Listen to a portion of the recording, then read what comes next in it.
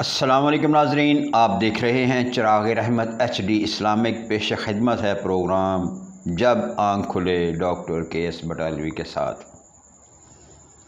ناظرین، جیسا کہ آپ کو معلوم ہے ہم نے سورہ توبہ کا ترجمہ اور تفسیر شروع کیا ہوا ہے۔ آج کی آیت مبارکہ آیت نمبر 37 ہے، ملاحظہ فرمائیں۔ انما نسیو زیادات فی الکفر یضل بہ الذین کفروا یحلونہ عاما ویحرمونہ عاما لیودعوا عدۃ ما حرم اللہ فیحلوا ما حرم اللہ زین لہم سوء اعمالہم واللہ لا یہدی القوم الکافرین۔ حقیقت یہی ہے کہ مہینوں کو پیچھے کر دینا کفر میں زیادتی ہے، جس کے ساتھ وہ لوگ گمراہ کیے جاتے ہیں جنہوں نے کفر کیا۔ ایک سال اسے حلال کر لیتے ہیں، ایک سال حرام کر لیتے ہیں تاکہ ان کی گنتی پوری ہو جائے یا گنتی پوری کر لیں۔ جو اللہ نے حرام کیے ہیں پھر جو اللہ نے حرام کیا ہے اسے حلال کر لیں۔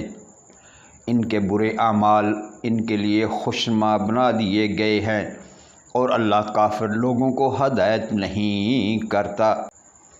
ناظرین، اس آیت مبارکہ میں بھی اللہ تعالیٰ نے واضح الفاظ میں یہ بیان کیا ہے کہ یہ کافر لوگ جو حرمت والے مہینوں میں اپنی مرضی سے ترمیم کرتے ہیں، کبھی ایک سال ایک مہینے کو آگے کر لیا پھر اس کو پیچھے کر لیا، پہلے وہ حرمت والا تھا پھر وہ حرمت والا نہیں رہا، حرام حلال یہ اپنی مرضی سے کر لیتے تھے۔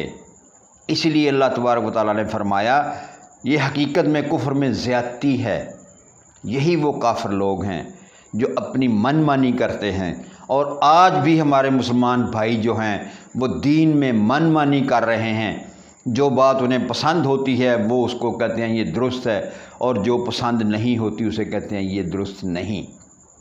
یعنی اس دنیا کی طمع اور لالچ کی بنیاد پر دین میں تبدیلی، دین میں کمی بیشی کرتے ہیں۔ ہمارے مسلمان بھی انہی کافروں، انہی مشرکوں کے نقش قدم پر چلتے ہوئے ہمیں اپنے ان اعمال پہ غور کرنا چاہیے، فکر کرنا چاہیے اور اللہ سے توبہ تائب ہونا چاہیے۔ یہ گمراہی ہے اور اللہ گمراہوں کو، اللہ کافروں کو ہدایت نہیں دیتا۔ یہ اللہ کا واضح حکم ہے۔ تبدیلی کے حوالے سے اللہ نے ایک مثال یوں دی ہے کہ اونٹوں کو حوض سے ہٹایا جائے تو کہا جاتا ہے نَسَعْتُ إِلَّا أَنْ حَوْزَ، میں نے اونٹوں کو حوض سے پیچھے ہٹا دیا۔ مشرکین نسی دو طرح سے کرتے تھے، ایک تو وہ جو بیان ہو گئی ہے، دوسرا یہ کہ وہ لوگ جنگ اور جدل اور لوٹ مار کے عادی تھے۔ مسلسل 3 ماہ اس کام سے باز رہنا ان کے لیے مشکل تھا، اس لیے حرمت والے مہینے یعنی محرم کو حلال قرار دے کر اس سے اگلے ماہ صفر کو حرمت والا قرار دے دیتے، یعنی محرم کو حرمت والے مہینے کی مناسبت سے چھوڑ کر صفر کو حرمت والا مہینہ قرار دیتے، اور محرم میں یہ اپنی لوٹ مار، چوری ڈکیتی، بدماشی، لڑائی جھگڑا سارا کچھ کرتے۔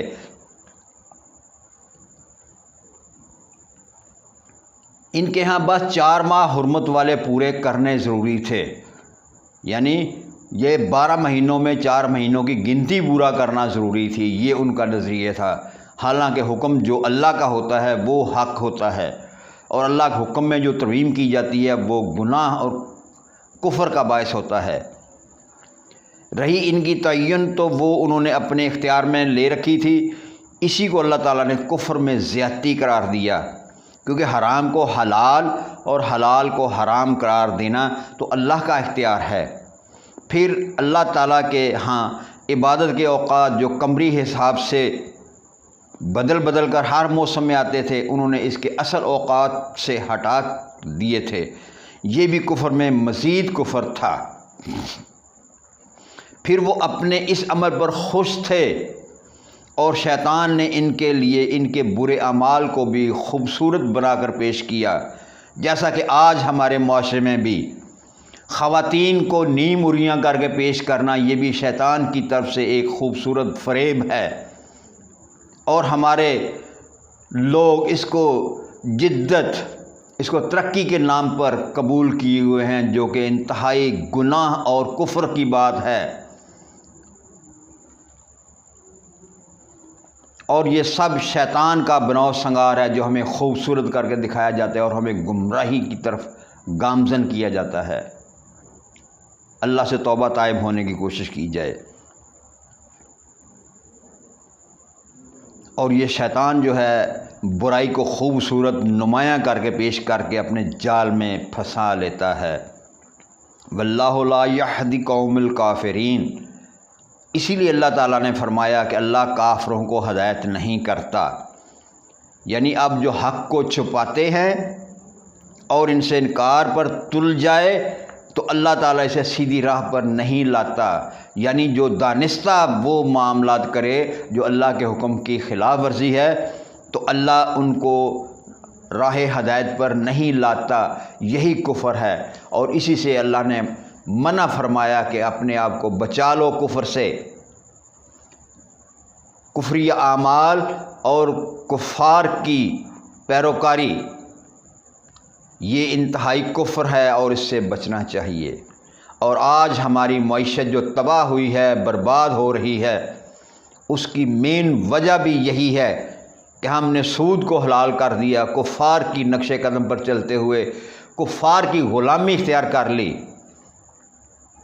جبکہ مسلمان اللہ کا غلام ہے، اللہ کا تابعدار ہے۔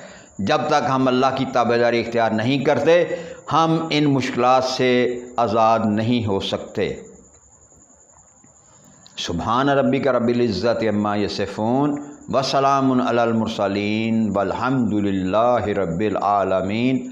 دیکھتے رہیں چراغ رحمت HD اسلامک۔ آئندہ پروگرام تک اجازت، اللہ نگہبان۔